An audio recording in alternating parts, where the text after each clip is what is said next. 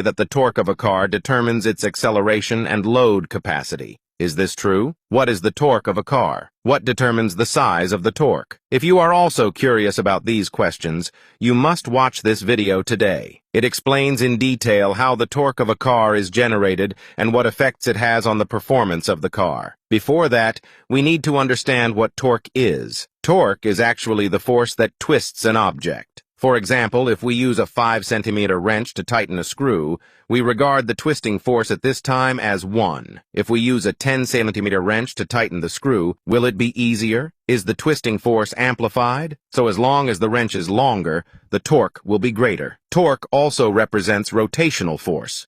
If the torque is applied to the car, because the wheels are round, to make the car move, the wheels must rotate. The force that makes the wheels rotate can also be regarded as torque. If a car is full of goods and you are asked to push it, but you can't, then you can only call someone to help increase the torque of the wheel, or drop some goods to reduce the load. Therefore, the torque of the car determines the load capacity of the vehicle. The torque on the car refers to the torque from the crankshaft output end of the engine without passing through the gearbox. The torque of the engine is just like screwing a screw. The longer the rocker arm on the crankshaft is, the greater the torque generated by the engine. Therefore, the torque of the car is actually determined by the length of the force arm on the crankshaft. The longer the force arm, the greater the torque. The faster the starting advantage, the faster the acceleration. If two bicycles accelerate from 0 to 40 yards, one with a large wheel and one with a small wheel, if the pedal speed is the same, the bicycle with the large wheel will accelerate to 40 yards in a shorter time. If the two wheels are the same size, the bicycle with a faster pedal speed will accelerate to 40 yards in a shorter time. The same is true for cars.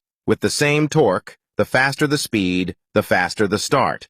With the same speed, the greater the torque, the faster the start. It's like a diesel car and a gasoline car. The peak speed of a diesel engine does not exceed 4,000 RPM, while the peak speed of a gasoline engine can reach 7,000 RPM. Although diesel cars have more torque than gasoline cars still accelerate faster. However, if they are both household gasoline cars, it is not wrong to say that the greater the torque, the faster the start. After all, you are not driving a racing car that can run at 20,000 RPM. Anyway, everyone's speed is about the same, so naturally, the greater the torque, the faster the start. Is it very easy to understand? Remember to like and follow for more informative 3D mechanics.